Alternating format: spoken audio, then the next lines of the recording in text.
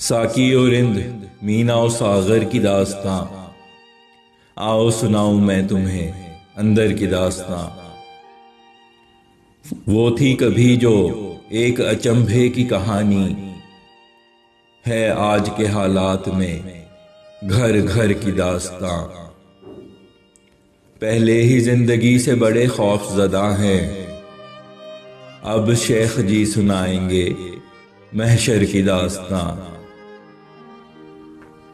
सालों की अरीजों पे यहां धूल है अटी, कुछ इस तरह है इश्क के दफ्तर की दास्तां। मीलों तवील हो चुकी रुदाद है तेरी, तूने कहा था तेरी है गज भर की दास्तां। अल्फाज में मुमकिन नहीं एहसासे उमक हो, कैसे सुनाऊं आंख के सागर की दास्तां। कुछ और है जो किस्सा-ए राहगीर सुनो तुम,